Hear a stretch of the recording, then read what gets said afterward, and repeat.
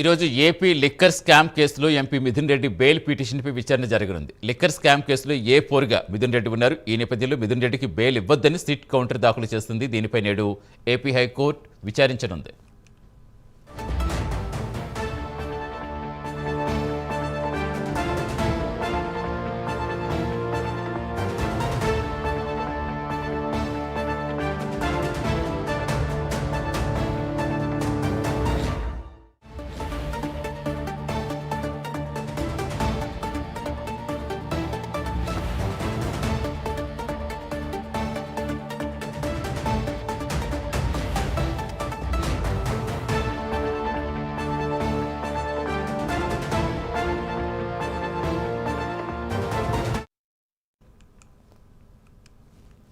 ఈరోజు AP liquor scam కేసులో MP Mithun Reddy bail పిటిషన్పై విచారణ జరగనుంది. లిక్కర్ స్కామ్ కేసులో ఏ4గా మిథున్ రెడ్డి ఉన్నారు.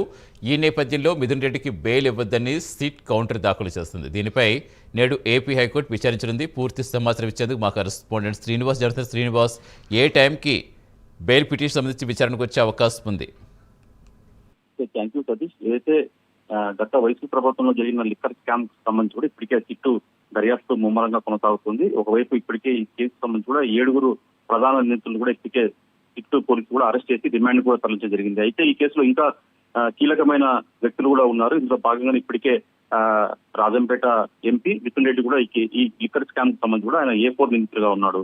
దీనికి సంబంధించి ఇప్పటికే అతను ఒకసారి సిట్టు పోలీసుల ముందు కూడా విచారణకు కూడా హాజరయ్యారు. అయితే ఈ నేపథ్యంలో ఇతను తనకు ముందస్తు బెయిల్ కోసం, అంటే అతనికి చిక్ పోలీసు నుంచి రక్షణ కల్పించాలా, అరెస్ట్ కాకుండా అని చెప్పేసి ఇప్పటికే ఆయన సుప్రీంకోర్టు కూడా వెళ్ళడం జరిగింది. అయితే సుప్రీంకోర్టులో ఆయనకు నిరాశ ఎదుర్కోవడంతో ఇప్పుడు ప్రస్తుతం అతను సుప్రీంకోర్టు ఆదేశం కూడా తిరిగి ఆయన ఏపీ హైకోర్టులో బెయిల్ పిటిషన్ కోసం దాఖలు చేశారు. బెయిల్ పిటిషన్ ఈ రోజు హైకోర్టులో విచారణకు రాబోతుంది. మరి హైకోర్టు అతనికి బెయిల్ ఇస్తుందా, లేకపోతే బెయిల్ విచారణ మరోసారి పొడిగించే అవకాశం ఉంటుందా అని చెప్పేసి చూడాల్సి ఉంటుంది.